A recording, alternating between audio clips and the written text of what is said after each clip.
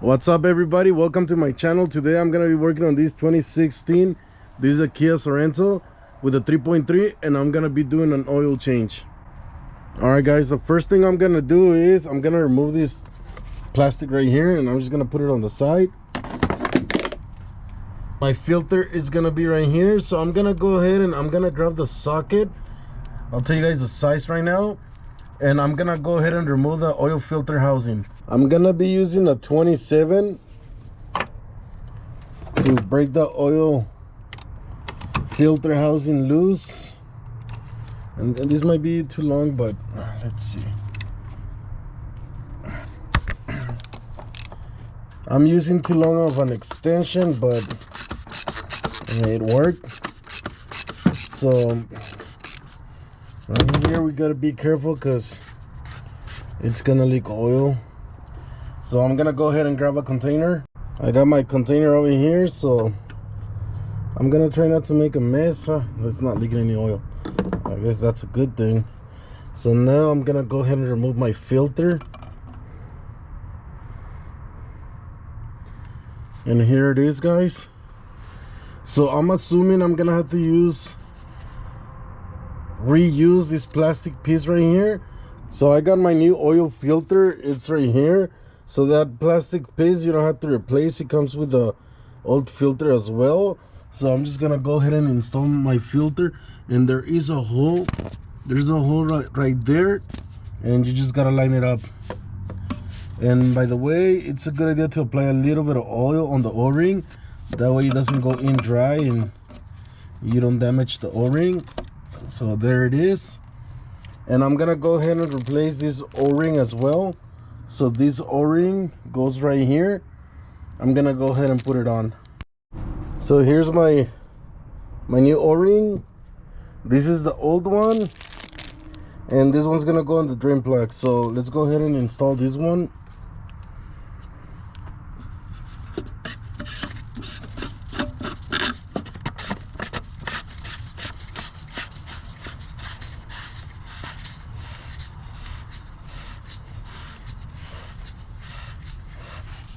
And this one, the torque specs, it's right here on the top. So this one's 235 newton meters. So I'm gonna go ahead and torque it down. Okay, now I'm gonna jack it up. I'm gonna go underneath and I'm gonna start draining the oil.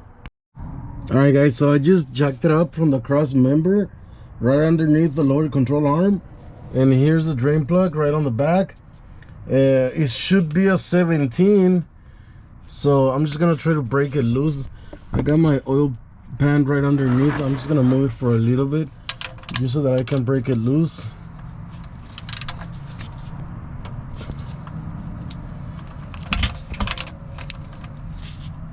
And there it is. So I'm gonna put my oil pan right underneath. I'm gonna start draining the oil.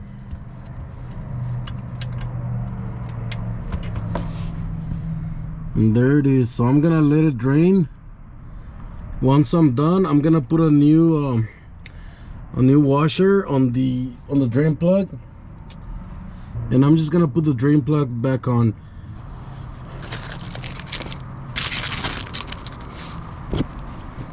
And here's my new washer.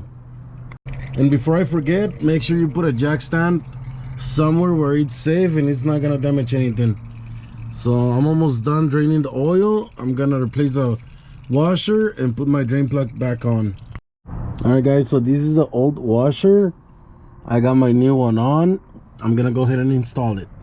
And there it is. Now it's time to add the oil. I'm gonna be using Pennzoil. I'm gonna go with the 5W30 because that's what the owner wants. That's what it says on the cap. I would have gone thicker because it has like 140,000 miles, but I think this is gonna be the last time I'm gonna do 530. And you can tell right here that they don't really do their oil changes on time because of the residue or the oil sludge that it's in there, but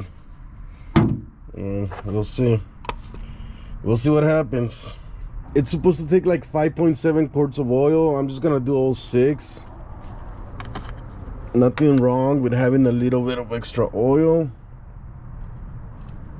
I'm gonna try to be careful not to make a mess.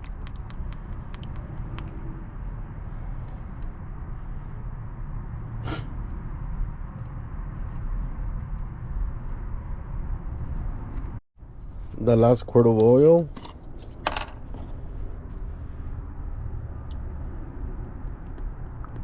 I'm gonna put the cap back on.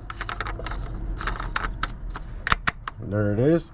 Now I'm gonna go ahead and reset the oil light, and don't forget to put the cover back on. One more thing, right now it's a good time to replace the air filter as well, so I'm gonna go ahead and do that. These ones, they have some kind of lock, but I mean, not a big deal. So let's grab the new one. And the first time I remove the filter, I think I just remove it without releasing the lock.